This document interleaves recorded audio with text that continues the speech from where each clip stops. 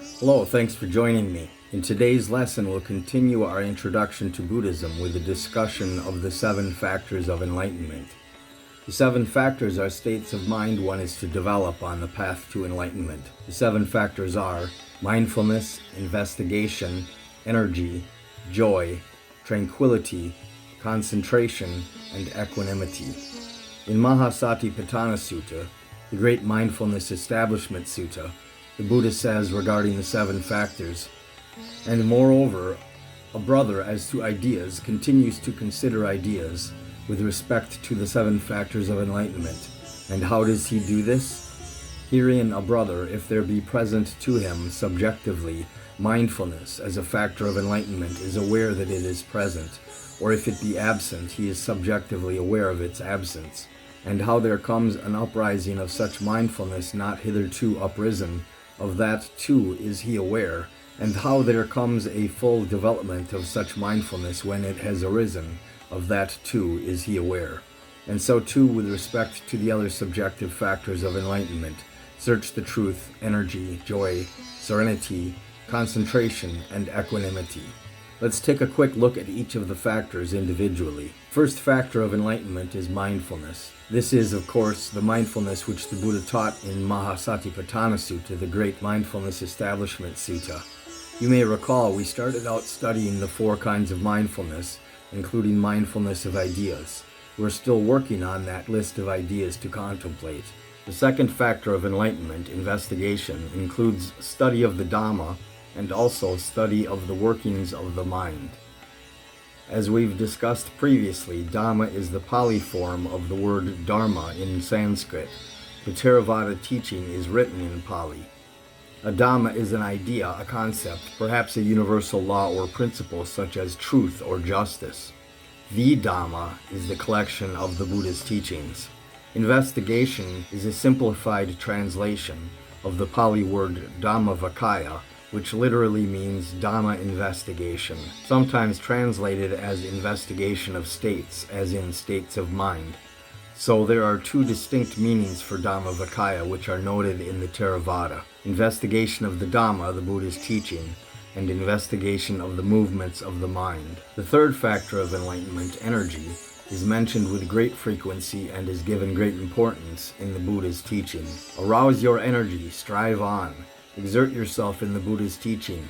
Sweep away the army of death as an elephant does a hut of reeds. Arousing energy is the antidote to the third of the 5 hindrances, sloth and torpor. And what, bhikkhus, is the denourishment that prevents unarisen sloth and torpor from arising, and arisen sloth and torpor from increasing and expanding? There are, bhikkhus, the elements of arousal, of endeavor, and of exertion.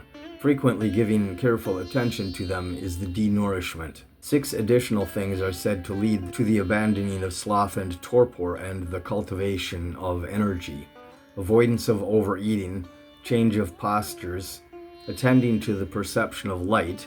This is the light visible at the location of the third eye.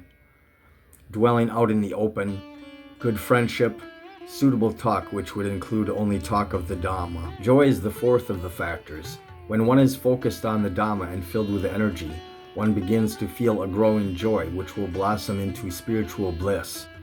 And how does one dwell diligently? If one dwells with restraint over the sense faculties, the mind is not soiled.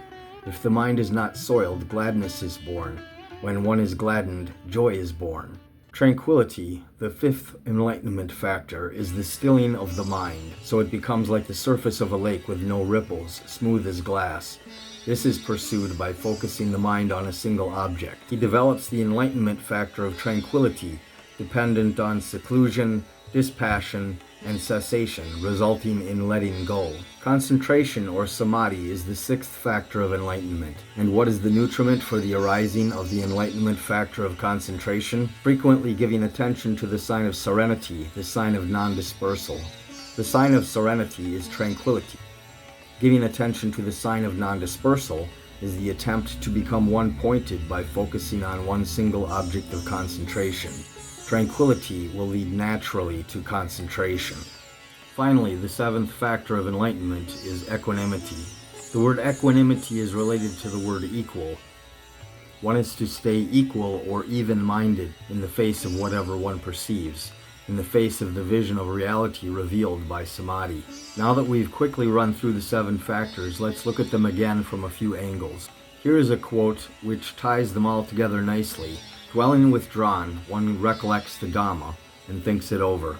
The enlightenment factor of mindfulness is aroused by the bhikkhu.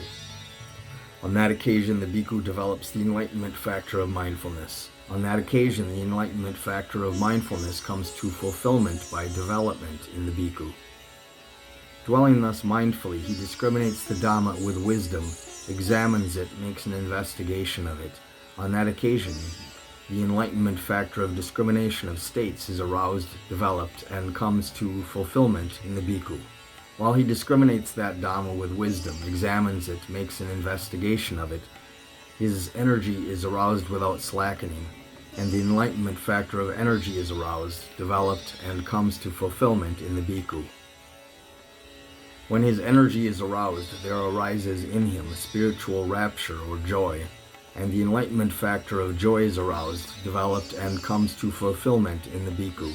For one whose mind is uplifted by joy, the body becomes tranquil and the mind becomes tranquil, and the enlightenment factor of tranquility is aroused, developed, and comes to fulfillment in the bhikkhu. For one whose body is tranquil and who is happy, the mind becomes concentrated. The enlightenment factor of concentration is aroused, developed, and comes to fulfillment in the bhikkhu.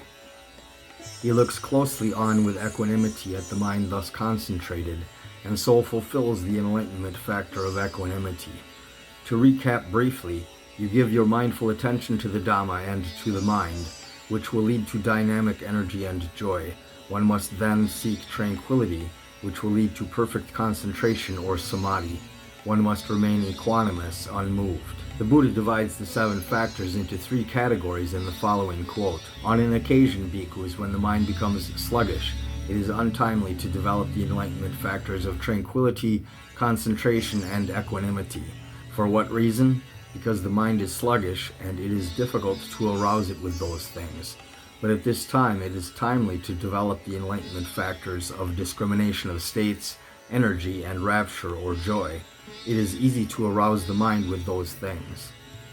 Conversely, when the mind becomes excited, it is timely to develop the enlightenment factors of tranquility, concentration, and equanimity.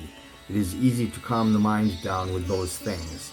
But if the mind is excited, it is not the time to throw dry grass and dry timber into the fire by at this time concentrating on the enlightenment factors of discrimination of states, energy, or joy. But mindfulness, I say, is always useful. So if one's mind is not yet energetic and joyful, start with study of the Dhamma to get energy going. Once one is energetic and joyful, it is time to settle one's mind down by pursuing tranquility, concentration, and equanimity. But at all times, one is to remain mindful. While he is contemplating the body, sensations, mind, ideas, there arises in him either a fever in the body or sluggishness of mind, or the mind is distracted outwardly. That bhikkhu should then direct his mind towards some inspiring sign. When he does this, spiritual joy is born. When the mind is uplifted by spiritual joy, the body becomes tranquil. One tranquil in body experiences happiness. The mind of one who is happy becomes concentrated. He reflects thus: the purpose for the sake of which I directed my mind has been achieved. Let me now withdraw it. So he withdraws the mind and does not think or examine. He understands, without thought and examination, internally mindful, I am happy. So in this quote, it appears that the sequence should be mindfulness or attentiveness, direct the mind towards some inspiring sign, which will suffice for investigation and arouse energy. Joy will be born, leading to tranquility, leading to happiness, leading to concentration. Once concentration is attained, one can withdraw the mind from the inspiring sign. Equanimity will be required to not lose one's balance. What is meant by an inspiring sign? Some of the traditional items mentioned as objects of meditation are the Buddha, the Dhamma, the inner light, mindfulness of breathing, You could meditate on a candle or on a rock or on any quality or idea. You can choose any object, physical or subtle, on which to concentrate. That's it for today. In the next lesson or two, we'll discuss the Four Noble Truths and the Eightfold Path. Thanks for joining me. Hope you have a great day.